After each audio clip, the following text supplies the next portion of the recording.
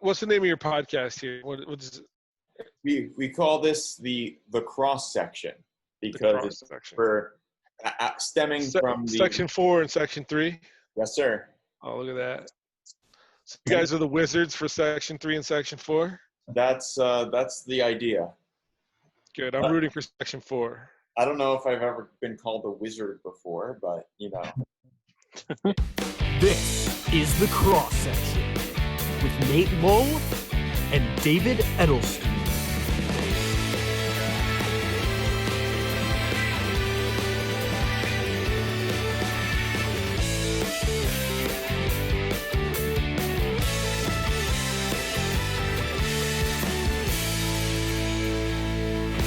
Featuring special guest Mike Gentile and Jason Miller. One of the key staples for the summer here in Utica and the Utica area, really New York State and around the world has participation, is the Boilermaker Road Race, which has now been officially canceled for this year.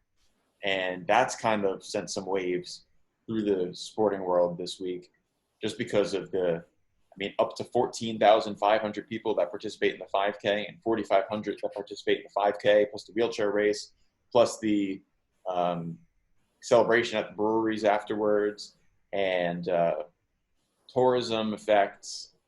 That's going to be kind of crazy. What's your experience been with the Boilermaker in the past? Have you ever been here? I feel like you might have run it for some reason. I've run it probably 10 times, the Okay. 15K. Yeah. It's a race, as a runner, it's a race that no matter if you're in the area and you're not a runner, people always say, hey, you're doing the Boilermaker this year. It's that big. Everyone knows about it. So it's one of those things that everybody has their eyes on. And they always say, there's X amount of thousands of runners, but at the post-race party, it's not uncommon to see 40,000 people down around Saranac Brewery, Utica Brewing Company there. So it's an absolute zoo, and they have the flyover, and they have great music playing. So it's like a staple of summer. And even if I don't do it every year, I'm always watching the live coverage on TV. I'm looking up results. I'm seeing how other locals did. So they are still doing a virtual race, so you can run at home or on a treadmill or anywhere, and you can submit your time, and you can still get some of the fun Boilermaker swag that everybody loves. But, it's going to be tough. I give them a lot of credit for sticking it out as long as they did to see if maybe it could work. But I would assume, and from reading up and watching some of the press conferences, it's just too many people. There's no way they could control that crowd because it's just such a big event. So I even though I'm the one who's here in Utica, you're the one who can speak more to what the event is like, because I actually started working here the day after the Boilermaker. Oh. So I had moved here that Saturday, and I knew the Boilermaker was happening on Sunday, and like preparing breakfast or lunch or whatever, I think it was the morning, and all of a sudden my family and I hear this loud, crazy roar. And that was the flyover. And I think it was the first one in a few years this past year. Yeah. So I heard the flyover, and then we're like, what was that? So we look out the window of the apartment I was staying in last July, and all of a sudden there are so many people running down the street. Like it was part of the Boilermaker course. And I've looked at video that we have from those broadcasts you're talking about, obviously WUTR, WFXV. And man, it's just like everyone is so crowded. They're spilling onto the sidewalks of an entire road. It's that full. And obviously it was the right call for safety reasons, having people traveling from across the world and the state to get here that close to each other. Unfortunately, that's exactly what you can't have with this virus right now. But I thought once, about 2 weeks ago, the Boston Marathon canceled for the first time ever. That's when I kind of was like, okay, the Boilermaker's scheduled for the day before. So the Boilermaker was scheduled for the 13th of September. The Boston Marathon was at the time scheduled for the 14th of September. And once the Boston Marathon was canceled, I had a feeling that the Boilermaker might be next. And unfortunately it was. unfortunately, just to clarify, I said unfortunately. But the one thing that I have here is that, so they're having this online virtual kind of run where you run the 15K or the 5K yourself. I actually can participate in it now instead of covering it. So I'm considering running the Boilermaker, even though I haven't done that long of a run before. I think I've got enough time to train. What would you say kind of goes into that for those people who want to participate, and maybe they have or haven't before? What would you say, Mr. 10 times Boilermaker completer? I would encourage anybody to do it, especially because I know that the money that goes to the Boilermaker is used for some great causes. So being able to support them, I know without a race, something they were really concerned about was the funds that they bring in and all the charities that they support, and all those great programs. So I think it's a great thing. And I've always said, you can run the distance. You don't have to be fast. I mean, you can walk the distance if you want. I mean, it's just about getting out there and being active and doing it. So I think I would encourage anybody to do it. So it won't maybe have the same experience as, turning down that finishing stretch and the crowd is there, you're cheering on. You might not get that adrenaline kick, but I think you'd be very happy if you're a first-time runner or walker or however you want to do it, just to say, hey, I did it. I completed it. The Boilermaker always gives you a Saranac commemorative glass, which I have way too many of. And but it's great. Every time you pull it out of the cupboard, you think about it. And I love it. It's like, oh, I remember this year. This was this or that. And so it's great. I think it's awesome that they're still doing the virtual race. And I hope a lot of people will participate. I know that the date was announced for next year's race now. It's no surprise that it's again the second Sunday in July. So July 11th, 2021 is the date for the 2021 race. Actually, founder Earl Reed, Boilermaker race founder Earl Reed, kind of came up at the end of the press conference and just said at the end, he had a piece of paper. He was just kind of like, looking forward to seeing you all on July 11th, 2021. And it was like, okay, I guess that's the official announcement that that's officially the date for next year. So it will be a quiet, I know that you said for like Memorial Day a few weeks ago, it was quiet Memorial Day, no without the sports.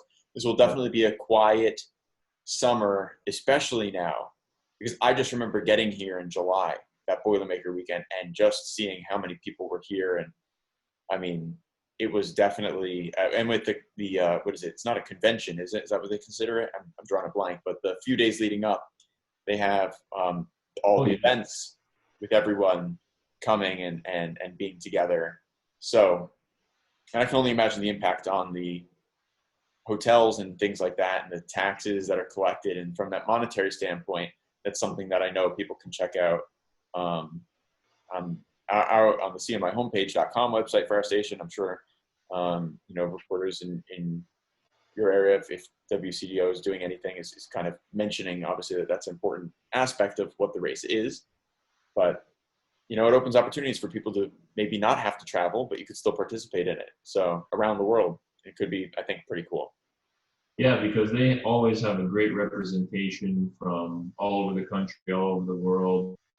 With the wheelchair athletes, the elite athletes, and even if you go back through the pack, you get people coming from all 50 states. I mean, it's amazing. It really is America's premier 15K, I would say.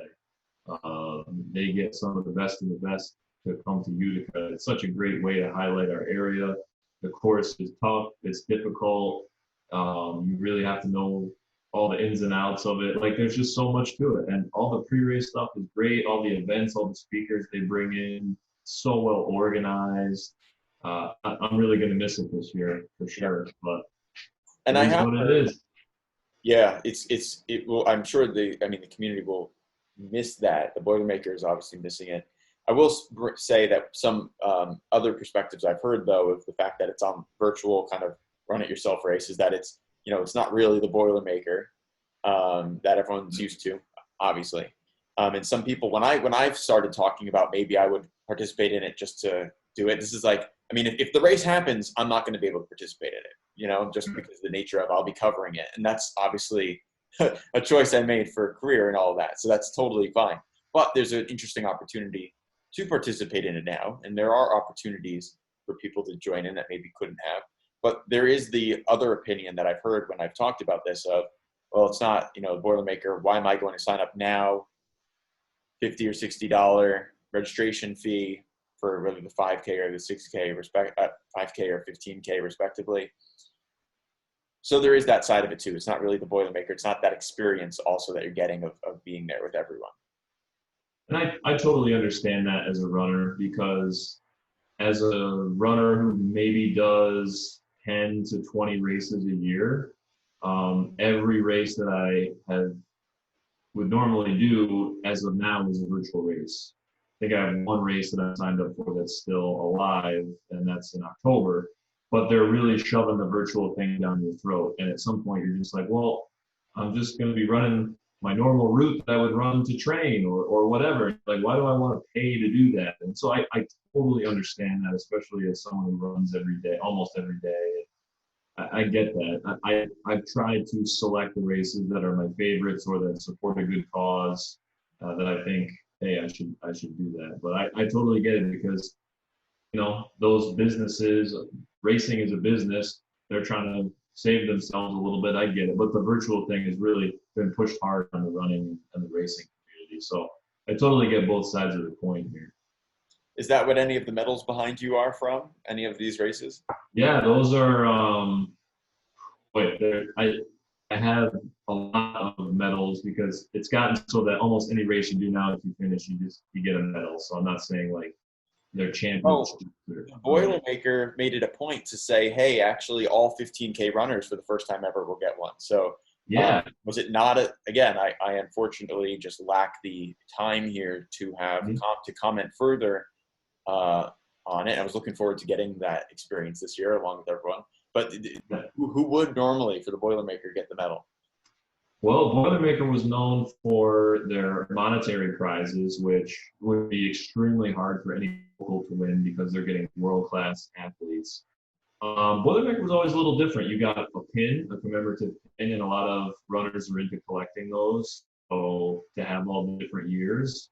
And the glass, like I mentioned before, was one of the big things. You got a nice pint glass, says the sponsors on it, and also had that year's Boilermaker logo. So that was a little different than other races. Those are all my marathon and like long distance medals back there. But now you get medals for almost half marathons, 10Ks. So there's a big box in the attic type of thing. But I like those because they're just kind of my special ones. But I'm definitely going to be asking you for advice then if I decide to run, how I should be training. yeah, I think I figured it out by measuring how many steps it took for me and how long each one of my steps is. That if I run around the whole area outside here, that I'll have to run 144 times to do the but 15K. you might get a little bored with that. Say that again? You might get a little bored with that. Maybe I'll figure out another path too. I'm Right. trying. I said that I was maybe going to run. I know it's 5 miles from here to the television station, so I figured maybe I'll just run outside. My family wisely pointed out to me that running downhill both ways is optimal. Running up and down, and then all the way up the hill to get to the television station through the city of Utica, which is very hilly, maybe not the best decision. So I was like, yeah, if that's a valid point. Right. So I'll find a new path, but I'll definitely be getting your advice on it. Hey, I'm glad to help, and I'm excited you're going to do it. I think that's cool. Yeah, I'm still debating whether I will, but if I do, I'll be in touch. All right. It seems like you're the champion there. We got to get you like Michael Phelps. You could maybe, if you grew your hair out, you could maybe pass for Michael Phelps. Kind of now I'm thinking about it. Like you kind of maybe look the same. Put on like a bunch of medals. I'll take that. I'll wear some of these sometime here when it gets to be Boilermaker time. So. Yeah. But I mean, the other big news this week that I was talking a lot about Was with we got the warm weather, now we got the cold weather. So I decided to wear my NHL hat because yesterday, Friday, the Tampa Bay Lightning facility reportedly had to shut itself down for training because some players and some staff reportedly tested positive for COVID-19. And obviously sports are trying to come back soon to Orlando to play there. And the situation is seemingly not great at the moment. But as far as the sports perspective, the Tampa Bay Lightning had to shut down. Austin Matthews of the Maple Leafs apparently reportedly tested positive. So, teams have been allowed to voluntarily practice in groups of 6 at most. Voluntary team practice, the teams didn't even have to open their arena. Reportedly, the Canucks have not opened theirs, so the Comets are not anywhere near going back yet. Players don't even have to go if it is open. But it seems that now, since last Monday, the June 8th, when that started, all of a sudden there are some issues that, if one team is delayed, I can imagine that the entire league might be delayed in coming back. Yeah, it's a really tough situation. And, you're starting to see it trickle down into some college sports stuff too, with different schools having athletes sign waivers, and it's going to be tough. I think it was the right decision, at least to try and see what happens. I felt like we were at a point where it was okay to try. But maybe it still is too early. It's so hard to tell. We've talked about that a million times. But, I would imagine that if one team is hit like that, maybe the whole playoff scenario, the whole playoff picture will get pushed back. And at what point do they say, it's just not worth it and we'll try for next year? A lot of the stories I've heard, whether it be Division III football, with conversations I've had, that I've mentioned a bunch of times just because it seems to relate so much to everything, is with Utica College football head coach Blaise Faggiano and Hamilton College football head coach David Murray, that there are just a lot of guidelines from the NCAA, from states, from municipalities, all over the place. And, in high school sports, professional sports, college sports, there comes a point where all these guidelines going to be effective in getting us back, or were they just delaying us getting back? And obviously right now, testing positive for the virus, having a team or players that do is going to be that's the most direct setback right now, and hoping that they all heal and are healthy again soon. It definitely is interesting though to see that for 2 weeks it seemed everything was working well until this, and the NHL released a statement about it saying that they're taking this into account. So we'll see. And on the youth sports level, we know that we've been hearing that July 6th is this day in New York where low-risk youth sports can come back. Baseball, softball, racket sports, they call them, so like tennis, badminton. And this week we have 2 guests that I'm really excited about because we have kind of cover the cross-section area. Yeah. Mike Gentile, who's the District 10 Little League District Administrator. So that's covering the counties of Oneida County, Herkimer County, and the surrounding area up here north. And then Jason Miller, who is the District 7. I've always got these numbers all mixed up. It's District 7. Because that's the American Legion District 6 area that he's also involved in. But District 7 District Administrator for Little League. And so I'm excited to hear from them today about how they're kind of handling this process of guidelines and coming back, and how do you figure it all out? Yeah, they certainly have a lot on their plates. Excited to talk to them today. I know Jason because he does a lot down here with summer baseball, and has always been a good resource for me. And a lot of the kids that I cover always play on his Hellcats team, his Legion team.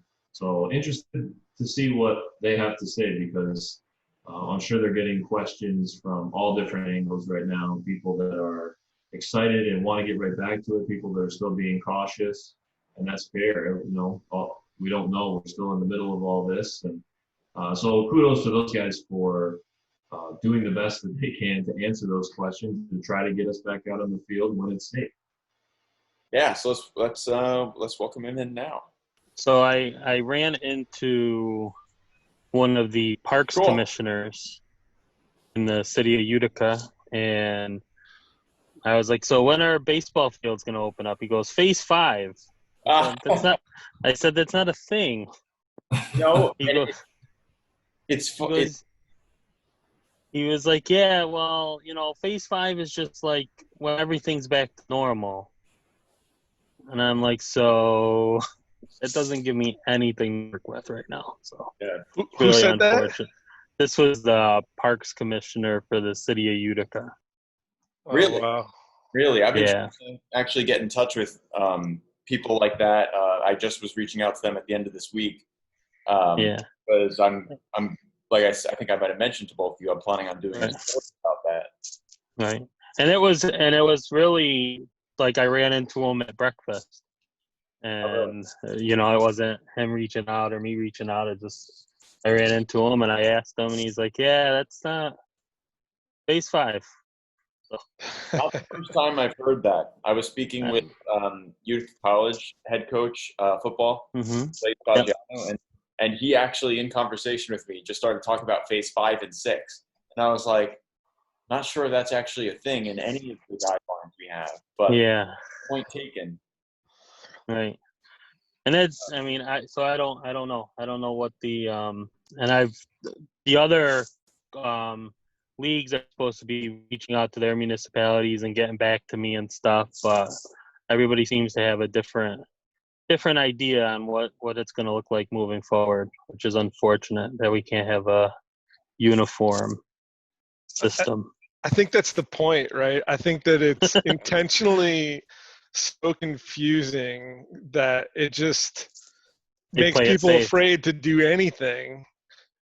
So it's absolutely insane. It's like you said. I've talked to county, Department of Health. I've talked to senators, state senators, and assemblymen, and mayors, and school officials, and from multiple counties, and I get a different story from every single person. Like the Broome County executive went on television, was like, "Yes, Little League can start their practices because our parks are open." And the same thing kind of happened in Shenango County, right? Like the high school was like, "Oh yeah, the parks, the fields are open," and so it's been a challenge, to say the least, to determine what's right, what's not right. But I put a plan together. I give it out to all my little leagues. I've used it for my Legion programs as well, and we're just going to run with it. And I'm leaving it up to each league to determine what they want to look, what they want to look like, what they want to do, right? But for all intents and purposes, nobody planned to play any games from the conversations that I've had until after June 6th, or on or around about June 6th. So, but now, July 6th? I'm sorry. July 6th, you mean? Yeah, I'm sorry. Whatever I said was wrong. But yeah, July 6th. So, again, the dates are all over the place. And so when this last week, everybody was getting ready to start their practices, and now some communities are like, "Well, I don't feel comfortable doing anything," And I think that they've got caught up with practice versus play, So I don't really know what the right answer is. I just know what I'm doing with my team and what I've recommended to the leagues in my district. Jason and Mike, have you both coordinated in the past? You've both spoken before? Yeah. Yeah, we we're send part each of the other text messages.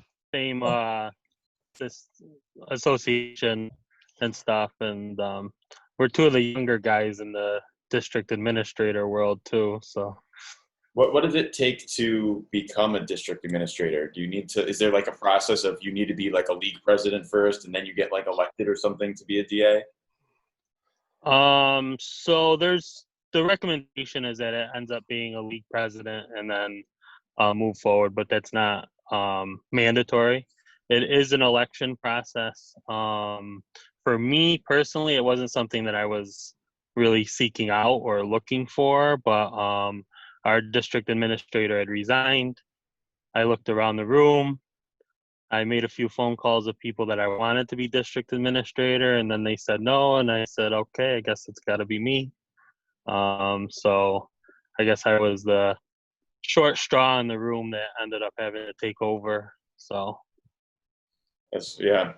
So no, I appreciate that you both, like I said, are joining us today for the show. I think it's just a timely and relevant thing as more discussions keep coming out about this impending July 6th youth sport date, and the two of you I've spoken with over the past week or so, and I feel like you both gave very well spoken insight onto the process here.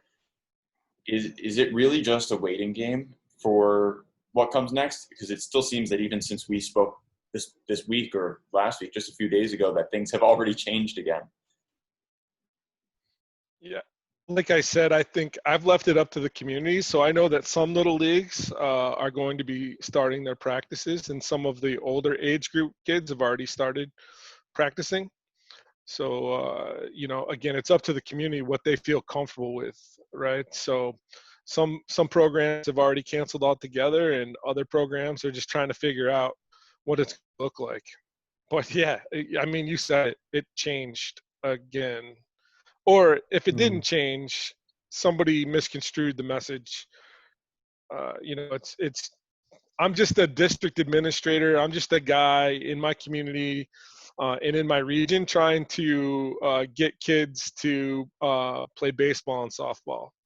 And so if they want to beat me up because I say, hey, look, go play baseball and softball, and it's a week too early, I guess I'll take that lump and I'll deal with the consequences. I don't think there will be any. I mean, we've taken precaution. Obviously, I'm not saying be willy-nilly and throw caution to the wind. We are being, respectful of each other's boundaries to the best that you can. And we do have plans in place to ensure that the biggest thing is mitigating the risk because of the society that we live in is so litigious. But obviously, we don't want our kids' health to be diminished either. So we've taken most of those elements out of it by putting a plan together and putting that out to the parents and the districts and the kids. right. And on my end, we kind of took more of waiting for a definitive, clear statement.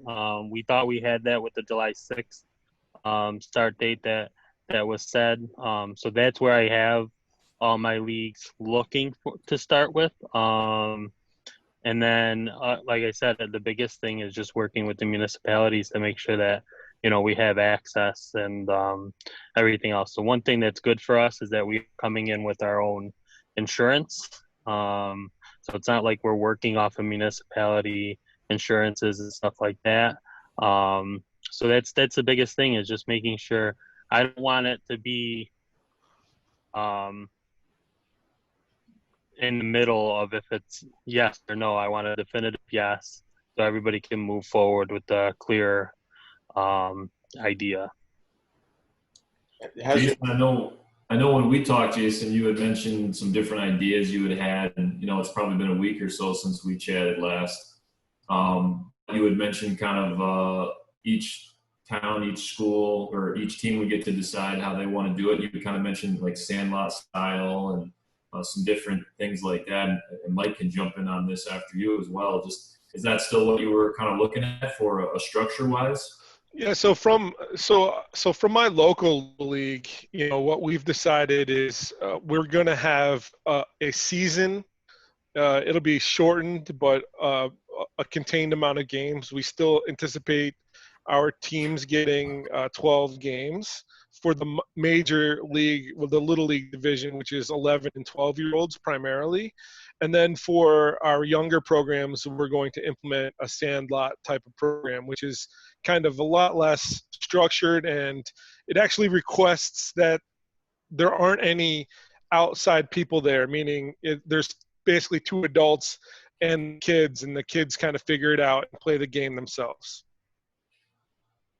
Yeah, and that's similar to a lot of the conversations I've had with my leagues. Is just a glorified sandlot situation. I do want baseball activity taking place. I do want instruction taking place. So it could be something that, hey, Tuesday night, 6 o'clock, if you're between the ages of 7 and 9, show up. We'll do an hour of practicing, then we'll split up and play some games and do stuff like that. We do have Exactly. some leagues that have kind of more proactively canceled out their seasons. So we're looking at how to make sure those areas are covered and those kids still have an opportunity to play some baseball too. And it's just kind of like preserving as much as possible. One of the other things I've been looking at is what's happening with the football season, because that's an August 1st start. If everything goes as planned for them. So, at August 1st, are we going to be losing a bunch of kids to football, or is it August 1st? Is that date going to be pushed back, or is football in general going to be pushed back because of the differences in the two sports? Where do we now all of a sudden, does baseball kind of have the month of August to do whatever they got to do that they don't normally have because of the football start date?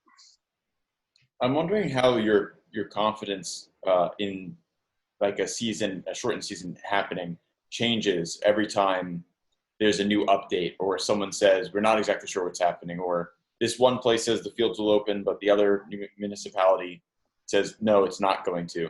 What's that roller coaster like, and how do you, as we approach July 6th in 2.5 weeks, how do you manage that roller coaster of confidence and making something happen?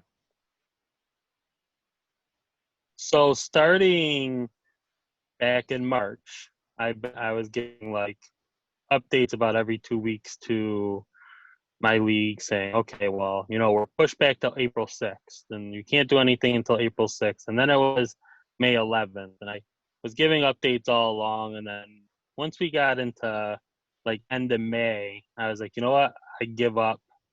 I'm not canceling a season. I want to see baseball played whenever it can be played. But I give up on giving a prediction on when, where, how. I'm like, I don't like to be wrong. So I'm not, and every time I do this, I end up being wrong. In fairness, everybody else is wrong too, so I don't feel too bad about it. But I just kind of conceded any type of, back and forth. So now it's like, when it can happen, I'll let everybody know, and then we can move forward. But I mean, again, it's the first, it was a phase 4, and like phase 4, youth sports could start, and then all of a sudden you could have day camps that was like 2 weeks earlier, and it's like, okay, well, what's the difference between a day camp and Little League? Why can't they be in the same thing? And then July 6th is after phase 4 starts. So it's like every day somebody wakes up and throws a dart at a bulletin board, and that's what they go with for the day. And you just kind of, it's frustrating because I get a phone call, and, I'm sure Jason has had the same experience, and they're almost mad at me. And it's like, I'm not doing this. Like, this is not my decision. I just have to make sure that everybody is following the guidelines, so I don't end up with a lawsuit after this because of whatever happens, and they say, oh, well, you didn't follow the guidelines. Yeah, so for me, I'm with you. I'm with Mike, right? It is an absolute roller coaster, and I'm kind of a country rebel, if you will. I tell these guys what I think, right? And as a kid, every kid learns from the get-go, right? You can't be a Chicken Little. You can't say that the sky is falling day after day and then change your mind. And because what's going to happen is the powers that be, the bureaucrats that are actually making the decision, which are primarily the lawyers in this world, they're making decisions just to manage risk. And I get all of that, but I don't think it's based in any sense of reality. And so they've obfuscated that reality, and I'm pretty offended by it, actually. and I know I'm not the smartest guy, right? I know lawyers are like the smartest people on the planet, but at some point we're going to stop listening. Everybody's going to stop listening, not just baseball, softball, sports people, but everybody. I mean, and we're sitting here trying to do the right thing, and it's like you can't. It's like you don't even know what's the right thing, and it's frustrating to say the least. But I remain optimistic, and I insist on communicating regularly to my leagues that, hey, look, follow the guidelines of your leagues. And I've got a lot of great league presidents that are very proactive, huge baseball communities in Maine, Endwell, Vestal, the Southern Tier. We're a baseball community, Cooperstown, and so everybody's in this together. Everybody is, Mike said, everybody's wrong, but you can't be wrong if everybody's wrong at the same time, right? So it's been frustrating. And one of the other things, I mean, I'll just tell a quick story. I went out to a bar on Thursday night, and the amount of people that weren't able to follow your basic, guidelines. So you have to have a mask on unless you're sitting at a table. If you're not sitting at a table, then you have to wear a mask. And it's very simple. It's a very simple guideline. Nobody likes it. I don't like being in a mask all the time. But what they don't understand, and these people that are, saying forget that rule and not following instructions, there's a bar owner who has a license that is at risk of losing their license. So it's like, people just need to understand that even though the guidelines suck and the masks suck and all the other things that we're dealing with aren't fun and aren't really, what we're used to, they still have to follow it to a certain level because the liability, if you don't, falls on someone. Yeah. And I've been told verbatim from one of the county Department of Health's, as I listened into this, like, hey, here's our guidance, right? Verbatim, this dude was like, hey, listen, people are gonna call me, and I don't want to have to come out there. I'm not gonna come out there. There's basically no repercussions, but I just don't want to get the phone calls that people aren't following the rules in your establishment or in your program or whatever it is. And I'm just like, wow. I mean, and so it's like that's what we're dealing with, man. And it's so much bureaucracy. I think it highlights the dysfunction in New York State, to be honest with you. It's so inappropriate and so tiresome. At what point do there just become too many guidelines from the perspective of the little leagues? Already looking at a season that appears to be, if it's even formal or informal kind of season, it looks like it's going to be about a month anyway. I know the dates you were saying were like the July 6th to August 15th or even August 1st. So from the perspective of little leagues, for a season that's already so short, at what point are there just too many guidelines? And where do you draw the line of like, okay, we have to use these guidelines we have today to figure this out, or else we're going to get to July 6th, 7th, 8th, 9th and still be figuring out the guidelines? I think that's a great question. And I'm curious, you guys probably talk to a lot. I mean, don't get me wrong, we talk to a lot of people, but you guys probably talk to a lot more people that have a lot differing points of view. Like Mike and I, we share the same point of view. Like we want to get our kids on, but there's a lot of other programs, whether it's track and field, football is a huge one, soccer, right? So, I mean, I can't, listen, my mantra for who I am, I live by two things, right? Do the right thing, because if you don't do the right thing, then number two is my integrity is out of check, right? And that's not going to happen, right? So do the right thing, keep your integrity in check. So regardless of if I'm doing something wrong by somebody else's standards, the decision that I've made has always been connected to those two ways that I live my life, is that I feel like I'm doing the right thing for the kids, right? And so as long as I feel like I'm not putting those kids at risk, then I'm going to fight for those kids, because at the end of the day, they're the ones that are getting shafted, if you will. I don't like to use the word shafted, but it's not they don't understand. Kids are resilient, but they don't understand. And when they do get old enough to understand, they're going to look back on this and probably be like, you guys are not very bright. I was talking to one of my league presidents the other day, and she was just asking, what are your thoughts? Kind of the same questions, like, when do we just call it quits? What do we do? What is the best case scenario moving forward? I've been under the thing, like, we can't be in a situation where we are putting so many restrictions, so many limitations, so many guidelines together, where the kid plays for 2 weeks and says, I'm never playing baseball again. This is stupid. I don't like this. This sucks. Because that's, it's already a game that a little slow moving, needs your concentration. It's a game I love, but it's, those are some of the things that we're up against when you compare baseball to hockey or some of these other sports. And then if we're going to put so many restrictions on it that we're going to slow it down even more, we're going to make it even, more intense with just, these guidelines. I don't want to be in a situation where we turn kids off from baseball. Well, I mean, I think Major League's doing a fine job of that in and of itself, right? I mean, you got these billionaires that, are fighting over over money, putting the game at risk, right? Right. Yet they're out there saying, "Hey, get the kids in the game, get the kids in the game." Well, what are you doing? You're not doing what from an ethical perspective. You're not doing what you preach. You're not doing it. Mm-hmm. Like, get them in the game, dude.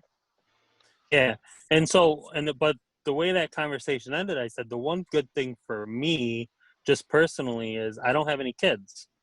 So I don't have to turn to a 7-year-old or a 10-year-old every day and say, sorry, we still can't play baseball. So even though I definitely have a heart and I want the kids to play, and I understand how meaningful it is and how important it is for kids to, get out there and do something this summer. That's why I've held out.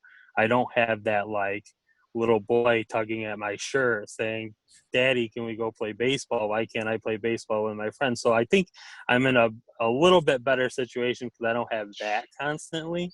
But I definitely understand, I see people out and I see parents, I talk to everybody.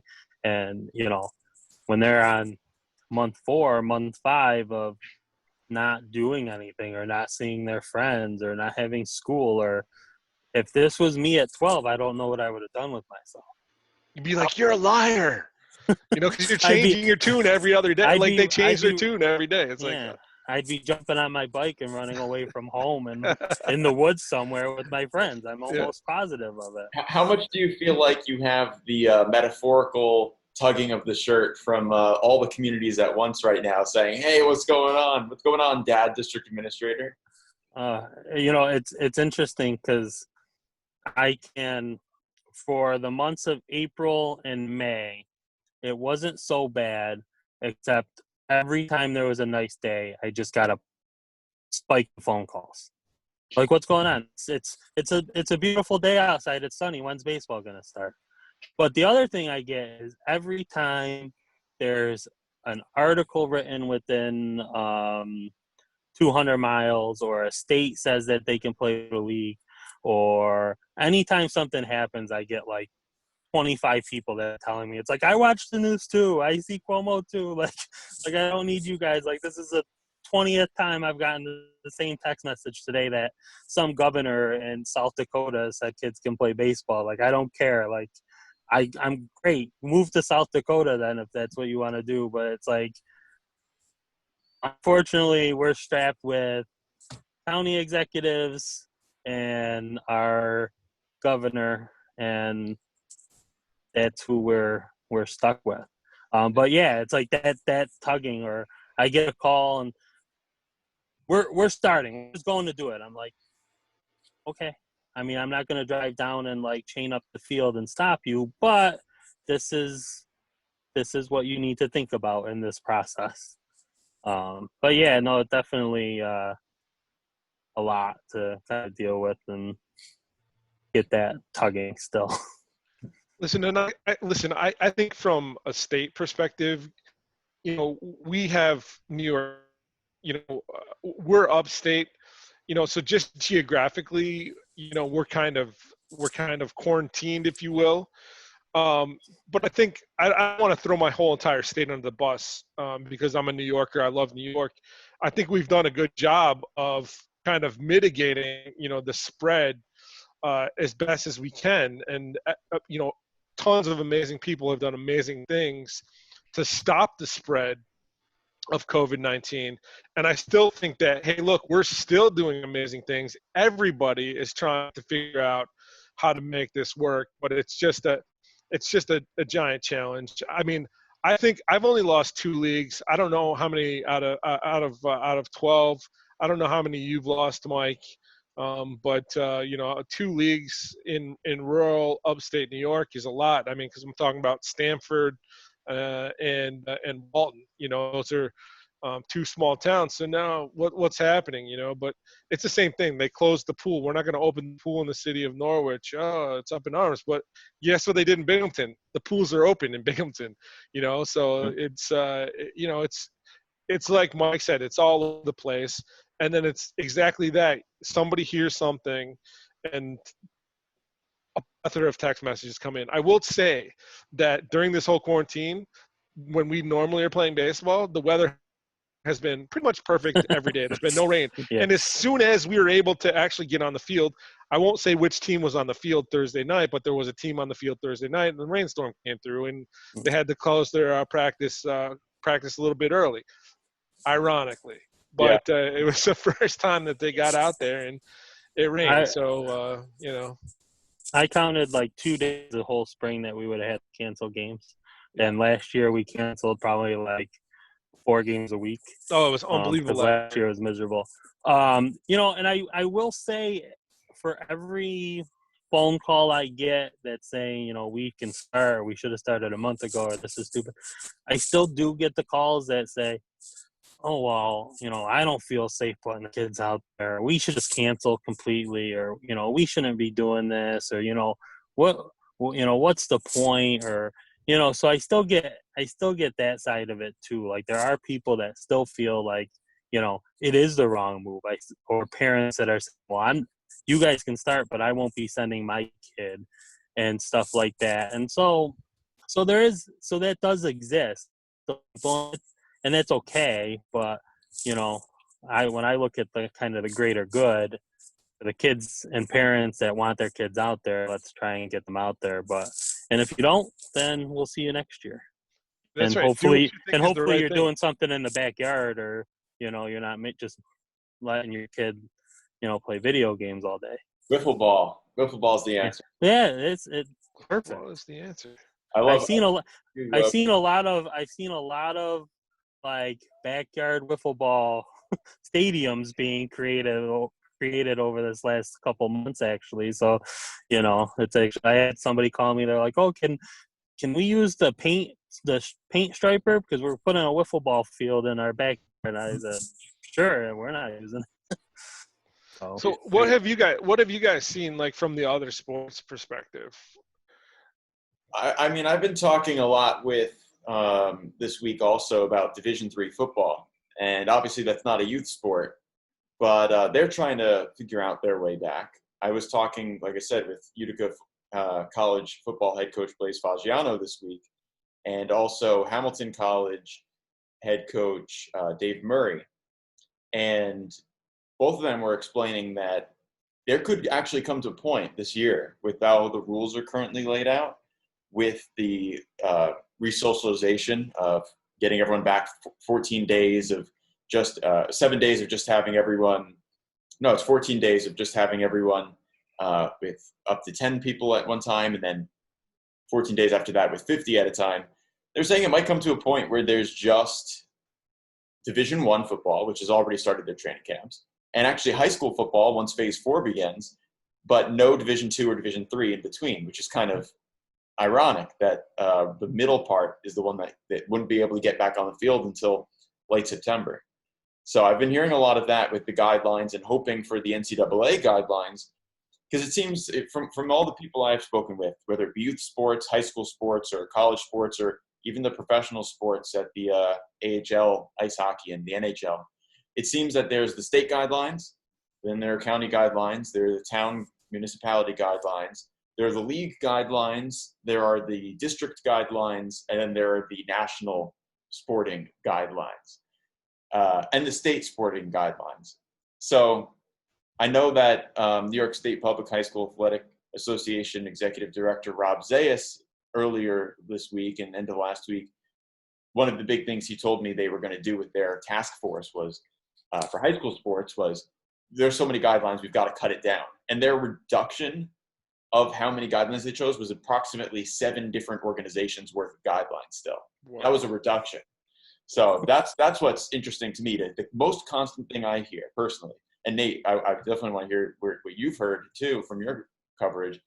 The most constant thing I hear from everyone is it's a waiting game because we're all trying to figure out which guidelines are the ones we can follow and where they overlap, because it's just guideline after guideline after guideline, to the point of, do we even get back on the field on the days the guidelines say we can? What I have found this week especially is I've talked to a lot of guys that are in your position for different sports, like AAU basketball is a big one every spring. And a lot of teams are going to get back together and practice a little bit, because in AAU basketball world, they're finding that Pennsylvania is being a little more friendly about tournaments.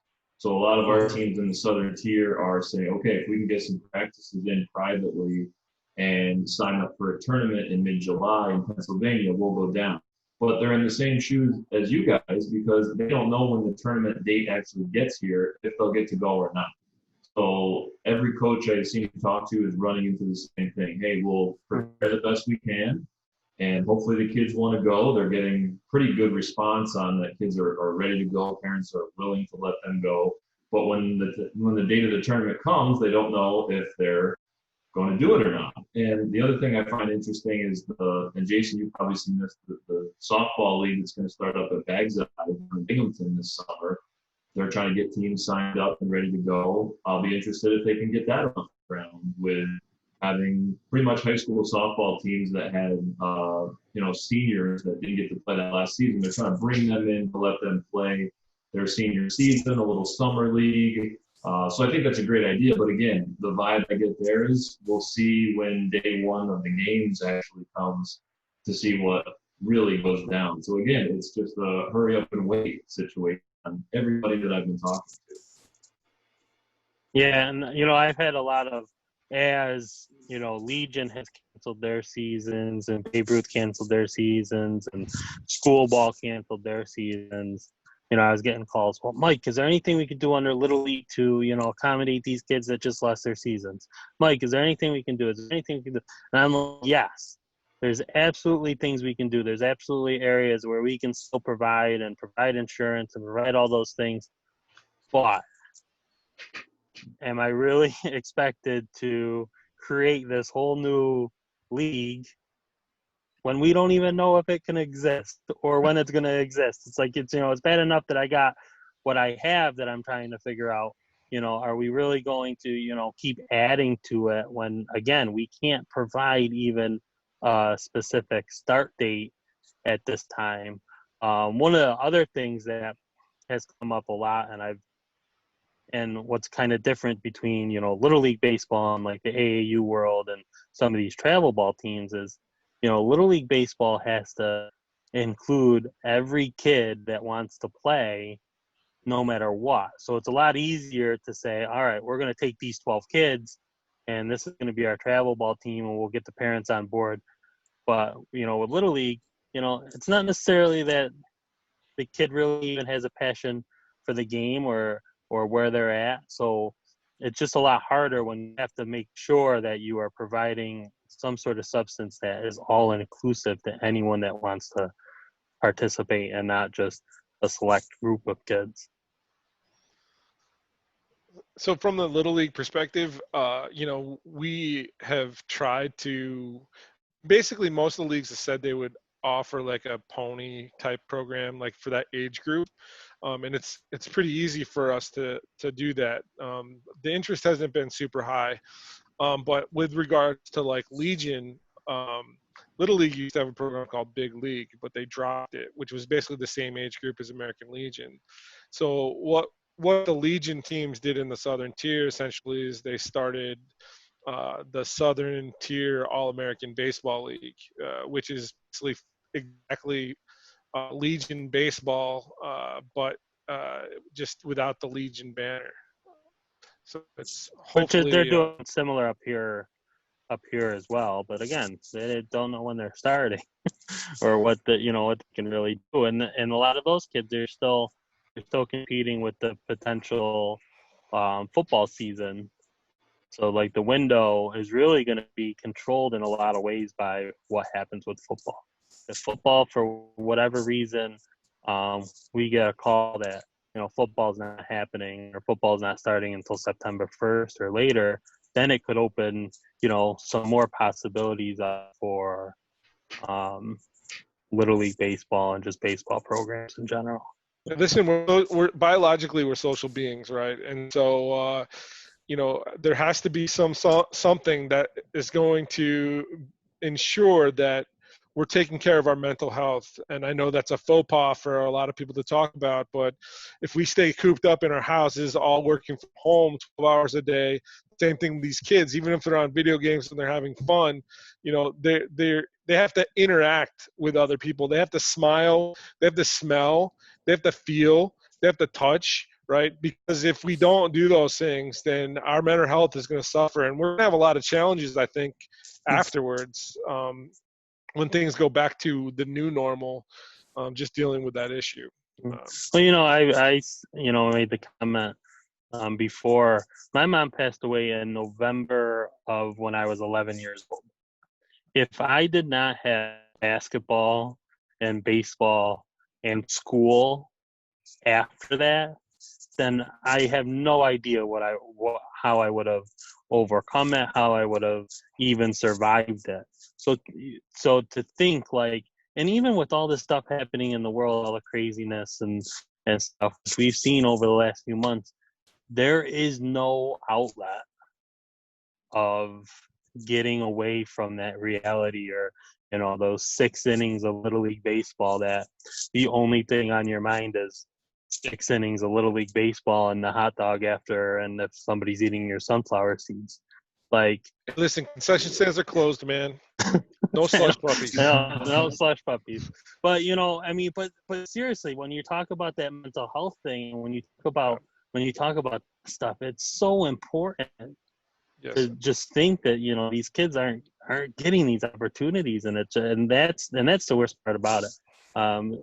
If you told me that baseball couldn't happen and football could, I'd be applauding for football or basketball. They just need something. And right now, baseball is my avenue, but if baseball, for whatever reason, cancels, I'll jump on the next thing and do whatever I can to get that started because the kids need something. These activities, regardless of baseball or softball, which is at my heart, the kids need an outlet. These activities are fundamental to not just our physical health, but our mental health as well. Mm-hmm. Which brings me to my question about participation. A moment ago, it's you're not sure whether everyone will want to play because of the risks associated with coming back or being concerned. And again, you said not everyone's like that, but some might be, which could have an effect on participation for leagues. And I know we've discussed about, maybe you if a league can't happen without enough people, you bring them to another league or things like that.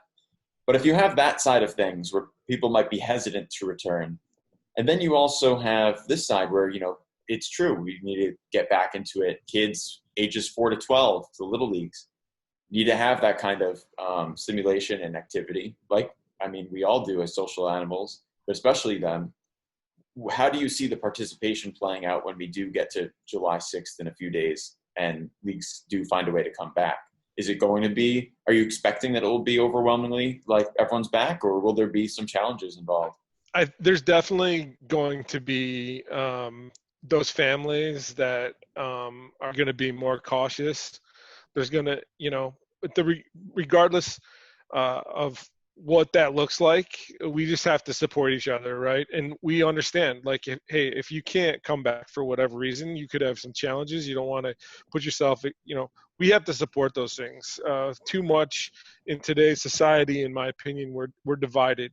And so if sports can unify us, regardless of what it is, if we want to go play, please support us. If you don't want to come play, we support you, right? That's the end of the day. We need to unify on whatever the sport is, on whatever activity it is. Like, let's just support each other and we'll make a go of it. Whatever we can do, we're going to do. And that's one of the things that kind of puts a little limitation for me on when leagues are like, we're going to make teams and we're going to have a strict season and we're going to do this and we're going to do that. That's why I do like the flexibility of just saying, show up, we're going to do baseball activity. We'll split up, we'll play some games and, doing that, because then, maybe after the first week, a parent is hesitant and then they see it happen for a week and then they're like, all right, let's give this a try. So I like having that loose, flexibility where, people aren't making hard commitments, or, we are getting into a time if people have camps, if people are going on vacations, people are doing those things as well. So, that's why I like at this point that loose structure really provides that opportunity where, people aren't saying, well, we're going away in 3 weeks, so if we're going to miss that whole week, then we're just not going to sign up at all. It's like, no, show up when you can show up. We'll make it work and we'll go from there type thing. And have fun. Yeah. Right. Have fun. That's it. Right. Have fun, run around, smile, have fun. It's just a ball game. Wait, this is supposed to be fun? Yeah. They want, Yes. and I do got some parents that are like, they haven't heard it from kids, but some of these people I talk to, they're like, so are we going to have a championship? So what's going on with All-Stars? Like, are we going to have All-Stars? And it's like, that's the least of my concern right now. Like, anybody getting a trophy is the least of my concern. An All-Star tournament is the least of my concern. I've even had some people say, well, why don't we just have an All-Star tournament? What? No, like, we have to be all inclusive. We have to have everybody in. If you want that world, then I don't know, make a travel ball team and go play some tournaments. But that's not really my priority, is giving somebody a championship. When you look at all the different areas of the country, and I know you've mentioned a few times that this is obviously an area where it seems things have been moving in the right direction as far as the virus is concerned and getting back to things. Do you think that where actually the little leagues too are more ahead than some of the other places if we were in like a different state? Because I know that I've been somewhat jealous of my friend in North Dakota, who is a sports broadcaster out there, and they have baseball back, and many different reasons he's explained how that decision was made on their North Dakota state level and everything. But here it seems that even with all the confusion, or even with moving in the right direction, there's still this much confusion. I can only imagine what it would be like in any other state right now that might be dealing with a more severe circumstance. I think the proof is in the pudding, right? Our kids are healthy. We've broken the curve in New York State, and I think that there are a lot of states that made the decisions that were best for them, and I support that. But it might have been a little bit too early, and the statistics are there to prove that. So I pray for all of the kids to stay healthy. Obviously, I mean, the mortality rate for children under the age of 19 is pretty much non-existent. So I think that I don't think our kids are any more behind or any further behind than the kids that are out there playing right now. Kids are gamers. We have snow up here. We have 6 months of freezing cold weather where they're outside toughening it up. So, no, we're not behind. I have a friend of mine that was a district administrator out in California, Chico, California area. And I remember talking to her like the end of May last year, and she's like, the weather's been bad. My teams don't have a lot of games in and stuff like that. And I'm like, so how many games do they have? And she's like, well, we started playing games in March, and they're like 40 games in, but we usually play. And I'm like, we're at 7. Like, we got 7 games, and you got 40. Like, so there's leagues that already were mid-season by the time the coronavirus hit and was shut down and stuff like that. So for that reason, we miss out on a little bit more because of the weather and stuff like that, and it's unfortunate. But at the end of the day, like, it's just what we do. It's just how we survive it. It's like, it's what the expectations are. But yeah, I mean, like you said, there's other parts of the country that were ahead just for the simple reasons that they either opened up sooner or were able to have so much more of a season before we're even like, I got leagues that haven't had tryouts, haven't even finished registration and stuff like that. So, for those obvious reasons, yeah, they're ahead, but we make it work. I know I have one more question, unless Nate, do you have anything else that you were thinking before it's kind of my onward Go ahead. So I was just thinking that with all of this said, with all the guidelines, and it seems to keep changing, today is June 20th. What happens next? What has to happen between now and July 6th to figure out what guidelines you follow, to anything? What has to happen in the next, 11 plus the 6? So 17 days to actually start up the leagues again and get kids back on the field like we all hope they can? A lot of communicating. It's leagues communicating with the people to make sure that they're going to participate, having a relative number of who's going to participate. Then it's communicating with their municipalities on, what field they're going to be available or what aren't going to be available or what needs to happen to make them available. And then just communicating a unified, structure going in. If people want to be creative, in my eyes, the guidelines are, 10 kind of bullet points and, go from there. If they want to create 753 bullet points, they can do that, but I think that's overkill. And really, bullet point 1 through 9 is common sense. And then the 10 is just make sure they have fun. It's not reinventing the wheel and stuff like that. And so really, I think that's just where we're at, just making sure that every day the dialogue is moving forward in such a way that the July 6th date or whatever date that it ends up being is a reality. I don't want to get to the point, and this is something I've been telling my leagues right along, is I want you to do as much as possible so that when it can happen, we're ready for it to happen, that we're not, sitting back on our heels. And then, I don't want to get to July 6th and say, okay, July 6th is here, so now we have to plan for a week, and now we're starting, July 15th. But again, because of a lot of things that we talked about and how people are burnt out with just the uncertainty of the situation. So we'll have to revamp it a little bit. I'm trying to, get a meeting together this next week so we can talk about a few things with, my district and everything, and just make sure everybody's on the same page and communicating, and make sure the messaging is as uniform as possible for everybody moving forward. And communication with who specifically? I think it's my communication with my leagues communication with their participants, and then the only other thing is myself and league presidents have to be communicating with their municipalities to make sure that they're on board as well. Yeah, I would echo that.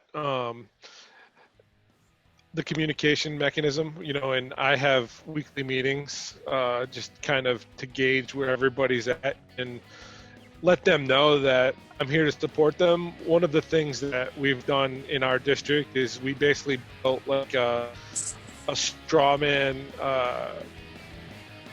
safety plan that all of the leagues can use, which, believe it or not, is huge because there's only so many volunteers. And then it's just communicating with the leagues, but like Mike said, there's umpire unions, there's municipalities, there's school districts. So it's just communicating, sharing our plans, and removing any obstacles, and even just being there and listen to somebody complain or provide a new idea, and just take it day by day.